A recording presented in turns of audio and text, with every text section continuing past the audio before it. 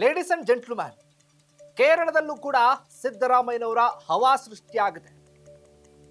ಕೇರಳದಲ್ಲಿ ಈಗಾಗಲೇ ಕೂಡ ಕಾಂಗ್ರೆಸ್ ಚಿಗುರೊಡೆದು ಮರುವಾಗಿ ಬೆಳೆದು ನಿಲ್ಲುವುದಕ್ಕೆ ಇನ್ನಿಲ್ಲದ ಹರಸಾಹಸವನ್ನು ಮಾಡ್ತಾ ಇದೆ.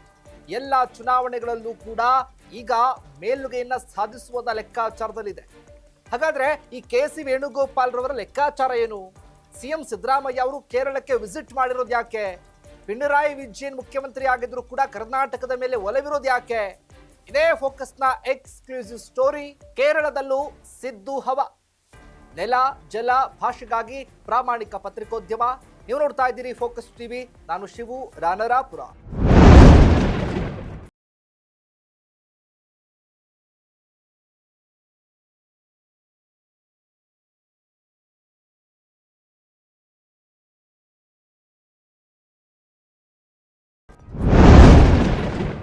ಎಸ್ ವೀಕ್ಷಕರೇ, ಕೇರಳದಲ್ಲಿ ಕಳೆದ 2 ವರ್ಷಗಳಿಂದ ಎಲ್ಲಾ ಚುನಾವಣೆಗಳಲ್ಲೂ ಕೂಡ ಜಿಲ್ಲಾ ಪಂಚಾಯತಿ, ತಾಲೂಕ್ ಪಂಚಾಯತಿ, ಸಾರ್ವತ್ರಿಕ ಚುನಾವಣೆಗಳು ಇನ್ನುಳಿದಂತೆ ಎಲ್ಲಾ ಚುನಾವಣೆಗಳಲ್ಲೂ ಕೂಡ ಕಾಂಗ್ರೆಸ್ ಈಗ ಒಂದು ನೆಲೆಯನ್ನ ಕಂಡುಕೊಳ್ತಾ ಇದೆ. ಯಾಕಂದ್ರೆ ಲೋಕಸಭಾ ಚುನಾವಣೆ ವಯನಾಡ್ ಆಗಿರ್ಬೋದು, ಕಾಂಗ್ರೆಸ್ ಗೆಲುವು, ಭರ್ಜರಿ ಗೆಲುವು. ಈ ಲೆಕ್ಕಾಚಾರ ಇಟ್ಕೊಂಡು ನೋಡ್ತಾ ಹೋದ್ರೆ 2 ವರ್ಷಗಳಿಂದ ಕಾಂಗ್ರೆಸ್ಗೆ ಕೇರಳದಲ್ಲಿ ಒಂದು ನೆಲೆ ಸಿಗ್ತಾ ಹೋಗ್ತಾ ಇದೆ. ಮುಂದಿನ ಚುನಾವಣೆಯಲ್ಲಿ ಕಾಂಗ್ರೆಸ್ ಏನಾದರೂ ಮಾಡಿ ಅಧಿಕಾರವನ್ನ ಹಿಡಿದುಕೊಳ್ಬೇಕು ಅನ್ನುವಂಥ ಲೆಕ್ಕಾಚಾರದಲ್ಲಿ ಇನ್ನಿಲ್ಲದ ತಂತ್ರಗಾರಿಕೆಯನ್ನು ಮಾಡ್ತಾ ಇರೋದಂತೂ ಸತ್ಯ. ಸದ್ಯಕ್ಕಿರುವಂತ ಮುಖ್ಯಮಂತ್ರಿ ಪಿಣರಾಯಿ ವಿಜಯನ್ ರವರು, ಇದರ ಜೊತೆಗೆ ಸಿದ್ದರಾಮಯ್ಯ ಅವರು ಕೂಡ ಕೇರಳಕ್ಕೆ ವಿಸಿಟ್ ಮಾಡಿದ್ದಾರೆ. ಯಾಕಿರಬಹುದು? ಏನೆಲ್ಲ ಲೆಕ್ಕಾಚಾರಗಳಿದಾವೆ ಇಲ್ಲಿ ಗಮನಿಸಬೇಕು ವೀಕ್ಷಕರೇ. ಕೆ.ಸಿ. ವೇಣುಗೋಪಾಲ್ ರವರು ಕೇರಳದ ಗದ್ದುಗಿನ್ನ ಏರೋದಕ್ಕೆ ಅಂದ್ರೆ ಮುಖ್ಯಮಂತ್ರಿ ಆಗ್ಬೇಕು ಅನ್ನುವಂಥ ಆಸೆಯನ್ನ ವ್ಯಕ್ತಪಡಿಸಿದ್ದಾರೆ. ಅವ್ರು ಏನಾದ್ರೂ ಮಾಡಿ ಕೇರಳದಲ್ಲಿ ಮುಖ್ಯಮಂತ್ರಿ ಆಗ್ಲೇಬೇಕು ಅನ್ನುವಂಥ ಲೆಕ್ಕಾಚಾರ. ಹಾಗಾಗಿ ಸಿದ್ದರಾಮಯ್ಯ ಅವರನ್ನ ಕೇರಳಕ್ಕೆ ವಿಸಿಟ್ ಮಾಡಿಸಿದ್ದಾರೆ. ಸಿದ್ದರಾಮಯ್ಯ ಕೇರಳ ಆಗೋದ್ರೆ ಕೆ.ಸಿ. ವೇಣುಗೋಪಾಲ್ಗೆ ಏನ್ ಬೆನಿಫಿಟ್ ಅಂದ್ಕೊಳ್ಬಹುದು ನೀವು. ಇದೇ ಲೆಕ್ಕಾಚಾರ. ಸಿದ್ದರಾಮಯ್ಯ ಯಾಕೆ ಹೋಗಿದ್ದಾರೆ ಅಂತ ಅಂದ್ರೆ ಅಲ್ಲಿ ಸಿದ್ದರಾಮಯ್ಯನವರಿಂದ ವರ್ಕೌಟ್ ಆಗುತ್ತೆ.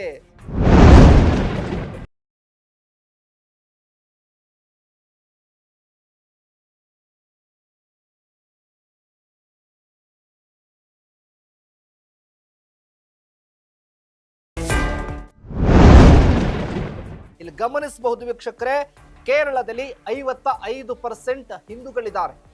55%, 28% ಮುಸ್ಲಿಂ ಸಮುದಾಯದವರಿದ್ದಾರೆ. ಇದರ ಜೊತೆಗೆ 11% ಕ್ರಿಶ್ಚಿಯನ್ ಕೂಡ ಇದ್ದಾರೆ. ಉಳಿದ 6% ಇತರೆ ಅದರ್ಸ್ ಕ್ಯಾಟಗರಿಯವರು ಕೂಡ ಇದ್ದಾರೆ. ಈ 55% ಹಿಂದೂಗಳಲ್ಲಿ 23% ಈಡಿಗ ಸಮುದಾಯದವರಿದ್ದಾರೆ. 11% SC ಸಮುದಾಯದವರಿದ್ದಾರೆ. 10% ST ಸಮುದಾಯದವರಿದ್ದಾರೆ. ಇನ್ನುಳಿದಂತೆ ಬೇರೆ ಕ್ಯಾಟಗರಿಯವರು ಕೂಡ ಇದ್ದಾರೆ. ಇಲ್ಲಿ ಗಮನಿಸಬೇಕಾಗಿರುವುದೇನಪ್ಪಾ ಅಂದ್ರೆ ಇಲ್ಲಿ ಪಿಣರಾಯಿ ವಿಜಯನ್ ಕೂಡ ಈಡಿಗ ಸಮುದಾಯದ ಪ್ರಬಲ ನಾಯಕರು. ಕೆ.ಸಿ. ವೇಣುಗೋಪಾಲ್ಗೆ ಅಲ್ಲಿ ಹಿಂದುಳಿದ ಅಂದ್ರೆ ಆ ಸಮುದಾಯ ಅಹಿಂದ ನಾಯಕ ಅನ್ನೋದೇನಿದೆ, ಇದು ಸಿದ್ದರಾಮಯ್ಯನವರಿಗೆ ಹೆಚ್ಚು ವರ್ಚಸ್ಸನ್ನ ಕೊಟ್ಟಿದೆ.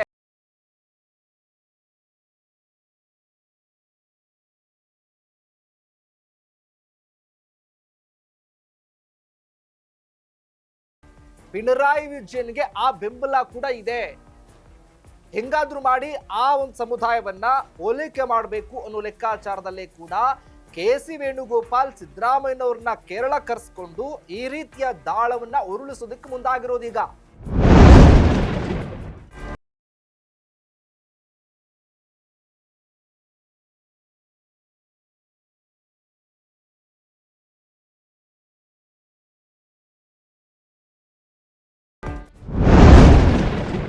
ಅಲ್ಲಿ ಕೆ.ಸಿ. ವೇಣುಗೋಪಾಲ್ ಇದ್ದಾರಲ್ಲ, ಅವ್ರಲ್ಲಿ ಅಲ್ಲಿರುವಂತ ಸಮುದಾಯಗಳು ಹಿಂದುಳಿದ SC ST ಅಥವಾ ಮುಸ್ಲಿಂ ಸಮುದಾಯ ಅಥವಾ ಎಲ್ಲರೂ ಕೂಡ ಕೆ.ಸಿ. ವೇಣುಗೋಪಾಲ್ರನ್ನ ಒಪ್ಕೊಳ್ಳೋದಕ್ಕೆ ರೆಡಿ ಇಲ್ಲ. ಅವರು ಹೆಂಗಾದ್ರೂ ಮಾಡಿ ಸಿದ್ದರಾಮಯ್ಯನವರು ಕರೆಸಿ ಆ ಸಮುದಾಯವನ್ನ ತಮ್ಮ ತೆಕ್ಕೆಗೆ ತೆಗೆದುಕೊಳ್ಬೇಕು ಅನ್ನೋ ಲೆಕ್ಕಾಚಾರ ಇಟ್ಕೊಂಡಿದ್ದಾರೆ.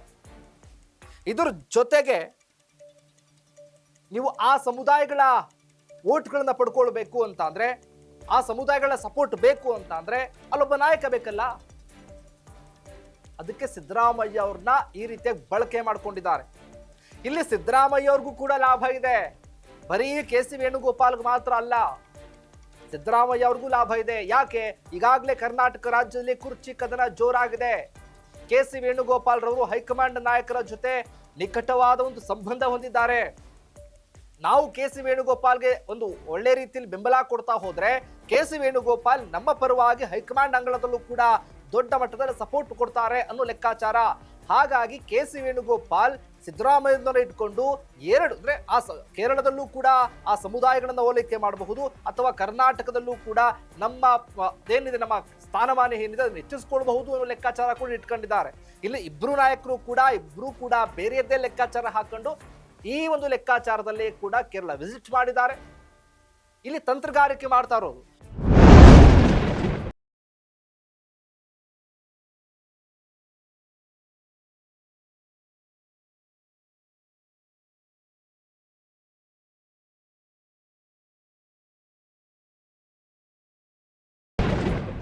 ಇಡೀ ದೇಶದಲ್ಲೇ ಕೂಡ ಕರ್ನಾಟಕದಲ್ಲಿ ಮಾತ್ರ ಕಾಂಗ್ರೆಸ್ ದೊಡ್ಡ ಮಟ್ಟದಲ್ಲಿ ಗೆಲುವನ್ನ ಪಡ್ಕೊಂಡಿದೆ. ಈ ಕರ್ನಾಟಕ ಆಡಳಿತವನ್ನು ಇಟ್ಕೊಂಡು ಬೇರೆ ಬೇರೆ ರಾಜ್ಯಗಳ ಚುನಾವಣೆ ಮಾಡೋದಕ್ಕೆ ಕಾಂಗ್ರೆಸ್ ಕೂಡ ಮುಂದಾಗ್ತಾ ಇದೆ. ಹಾಗಾಗಿ ಇಲ್ಲಿ ಕರ್ನಾಟಕದ ರಾಜಕೀಯ ನಾಯಕರ ಸಪೋರ್ಟ್ ಬೇಕೇ ಬೇಕು. ಈಗಾಗಲೇ ತೆಲಂಗಾಣದಲ್ಲೂ ಕೂಡ ಕಾಂಗ್ರೆಸ್ ಅಧಿಕಾರಕ್ಕೆ ಬರೋದಕ್ಕೆ ಪ್ರಮುಖ ಕಾರಣ ಯಾರು? ಇದೇ ಕರ್ನಾಟಕ ಡಿ.ಸಿ.ಎಂ. ಡಿ.ಕೆ. ಶಿವಕುಮಾರ್. ಅದೇ ರೀತಿಯಲ್ಲಿ ಬೇರೆ ಬೇರೆ ರಾಜ್ಯಗಳಲ್ಲೂ ಕೂಡ ಚುನಾವಣೆ ಎದುರಿಸುವಂತ ಸಂದರ್ಭದಲ್ಲಿ ಇದೇ ರಾಜ್ಯದ ಘಟಾನುಘಟಿ ನಾಯಕರು ಹೋಗಿ ಪ್ರಚಾರ ಮಾಡಿದ್ದು ಕೂಡ ಉಂಟು, ಸಪೋರ್ಟ್ ಕೇಳಿದ್ದು ಕೂಡ ಉಂಟು. ಗ್ಯಾರಂಟಿಯಿಂದಾಗಿ ಕಾಂಗ್ರೆಸ್ಗೆ ವರ್ಚಸ್ ಹೆಚ್ಚಾಗಿದ್ದು ಕೂಡ ಉಂಟು. ಅದೇ ರೀತಿ ಕೇರಳಕ್ಕೂ ಕೂಡ ಸಿದ್ದರಾಮಯ್ಯ ಬೇಕು, ಹಾಗಾಗಿ ತೆಲಂಗಾಣಕ್ಕೂ ಬೇಕು, ಆಂಧ್ರಕ್ಕೂ ಬೇಕು, ಎಲ್ಲಿಗೂ ಬೇಕು ಅಂದ್ರೆ ಬಿಹಾರ ಎಲ್ಲೇ ಚುನಾವಣೆ ಆಗುತ್ತೆ ಆ ಭಾಗಗಳಿಗೆಲ್ಲರೂ ಕೂಡ ಬೇಕೇ ಬೇಕು. ಹಾಗಾಗಿ ಇಲ್ಲಿ ಹೈಕಮಾಂಡ್ ಅಂದ್ರೆ ರಾಷ್ಟ್ರೀಯ ಮಟ್ಟದಲ್ಲೂ ಕೂಡ ಸಿದ್ದರಾಮಯ್ಯನವರು ಹಿಂದ ನಾಯಕ ಅನ್ನೋ ಒಂದು ಪಟ್ಟವನ್ನು ಕಟ್ಟಿಕೊಂಡಿದ್ದಾರಲ್ಲ ದೊಡ್ಡ ಮಟ್ಟದಲ್ಲಿ, ಆ ಸಮುದಾಯಗಳ ಓಲೈಕೆ ಮಾಡೋದು, ಸಮುದಾಯಗಳ ಹಿಂದೆ ನಿಂತುಕೊಳ್ಳೋದಿದೆಯಲ್ಲ, ಅದರಿಂದ ಸಿದ್ದರಾಮಯ್ಯನವರ ವರ್ಚಸ್ ಕೂಡ ಹೆಚ್ಚಾಗ್ತಾ ಇದೆ. ಸಿದ್ದರಾಮಯ್ಯನವರು ಕೂಡ ರಾಷ್ಟ್ರೀಯ ಮಟ್ಟದಲ್ಲಿ ಕೂಡ ಗುರುತಿಸ್ಕೊಳ್ತಾ ಇದ್ದಾರೆ.